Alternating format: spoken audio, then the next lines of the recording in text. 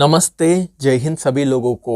I hope आप सभी लोग ठीक होंगे। मेरा नाम है नवीन उके और आज हम बात करने वाले कि जो प्रॉपर्टी की रेट है वो बिल्डर इंक्रीज कैसे करता है। हम देखते हैं अलग अलग जगह पे जो प्रॉपर्टी के रेट है जो ऑलमोस्ट सेम रहते हैं। क्या बिल्डर लोगों को पहले से पता रहता है कि इस प्रॉपर्टी के रेट क्या है, या फिर सारे बिल्डर मिलकर डिस्कस करते हैं कि यार ये प्रॉपर्टी के रेट हम ये रखें, इस जगह के प्रॉपर्टी के रेट ये रखें। या बहुत लोगों का क्वेश्चन रहता है कि ये प्रॉपर्टी के रेट एकदम से इतने कैसे चले गए।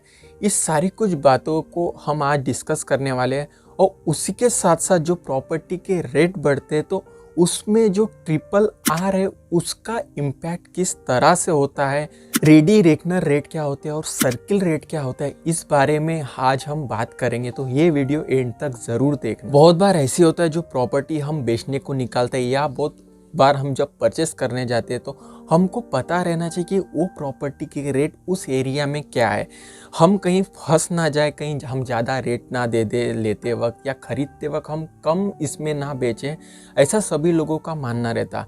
क्योंकि जो बाज़ार मूल्य है वो मूल्य मिले कस्टमर को, ये सर्किल रेट जो रहते उसका एक बहुत बड़ा इम्पैक्ट रहता है लोगों के लिए, जिसको महाराष्ट्र में रेडी रेकनर रेट के नाम से भी जाना जाता है।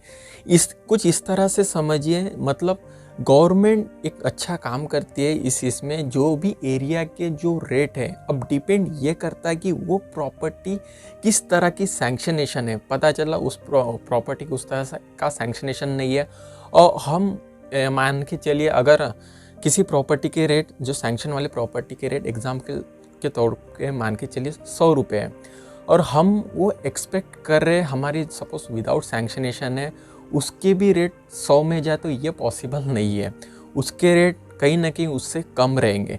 मतलब एक तरह से पकड़ के चलिए, बेचने वाले को भी फ़ायदा हो और जो खरीद रहा है उसको भी फ़ायदा हो। ये रेडी रेकनर रेट का बहुत बड़ा एक हमको प्लस पॉइंट देखने को मिलता है। मतलब रेडी रेकनर रेट या सर्किल रेट को मान के चलिए, बेचने और खरीदने वालों का जो एक माध्यम है उसका बहुत अच्छा रेट का जो दायरा है वो क्या हो सकता है, उसका एक अटैचमेंट के तौर से या एक कंफर्टेबिलिटी के तौर से समझिए आप कि किस तरह से रह सकता है। और इसमें सबसे हम बोलते हैं यार चलो कम इसमें बेच लिया या फिर ज़्यादा इसमें ये कर लिया, तो उसका जो भी एक इम्पैक्ट है गवर्नमेंट एक तो रजिस्ट्रेशन के नाम से ये करती है या फिर स्टैम्प ड्यूटी के इससे उसको बैलेंस करने की कोशिश करती है।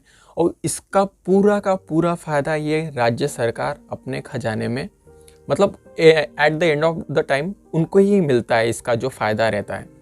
रेडी रेकनर रेट है ये भी अलग अलग तरीके से डिफाइन होते हैं। जैसे आप पकड़ के चलिए, कमर्शियल जो प्रॉपर्टी रहेगी उसके अलग रहेंगे, रेसिडेंशियल प्रॉपर्टी रहेगी उसके अलग रहेंगे, प्लॉट के अलग रहेंगे, फ्लैट के अलग रहेंगे। और कोई पर्टिकुलर एरिया रहता है, उस एरिया में मतलब किस तरह से डेवलपमेंट है, मतलब आप पकड़ के चलिए स्कूल्स है, कॉलेजेस है, हॉस्पिटल्स है, रोड है, इलेक्ट्रिसिटी है, अदरवाइज जो भी डेवलपमेंट है वो किस तरह से किया है। मतलब आप एक तरह से पकड़ के चलिए कि उस तरह का डेवलपमेंट किस तरह से करके दिया है, इस चीज़ पर ये जो रेट है ये डिपेंड करता है। मतलब टोटली ऑल ऑफ थिंग पकड़ के चलिए, ट्रांसपोर्टेशन से लेके रेलवे वगैरह सारी कुछ चीज़ें उसमें इंक्लूड है, कॉम्प्लेक्स से लेके सारी कुछ चीज़ें इस रेट में प्रभाव डालती है। किसी भी शहर का रेडी रेकनर रेट या सर्किल रेट अगर आपको चेक करना हो तो रजिस्ट्रेशन या स्टैम्प ड्यूटी का जो डिपार्टमेंट रहता है उसकी एक ऑफिशियल वेबसाइट है, रेडी रेकनर रेट करके आप सर्च करके देख सकते हैं। गवर्नमेंट की ऑफिशियल वेबसाइट है, उसमें जाकर आप अपने सिटी का जो भी रेट चालू है वो आप देख सकते हैं। मतलब आप पकड़ के चलिए कि जो आपको प्रॉपर्टी के रेट दिखते, तो ऐसी ये बात नहीं कि बिल्डर अपने मन मर्जी से बढ़ाता है वो रेट, या बिल्डर लोगों पे कोई एक तरह से पकड़ नहीं रहती कि वो अपनी मन चाहे मर्जी कर सकते हैं, ऐसी कोई बात नहीं रहती। इस पे भी गवर्नमेंट अपना जो भी है एक दबाव रखती है कि नहीं यार इस तरह से रेट नहीं बढ़ने चाहिए, जो लोगों के हिसाब से भी सही रहे और बिल्डर के हिसाब से भी सही रहे। इस बात को ध्यान में रखते हुए सारी कुछ चीज़ें ये की जाती है। हाँ, फिर डिपेंड करता है कि आपको उस एरिया की कैसी लाइफ मिल रही है। मतलब किसी जगह होता है ना, बहुत सारी कुछ चीज़ें एडिशनल में मिलती है तो रेट भी वहाँ के ज़्यादा रहते हैं।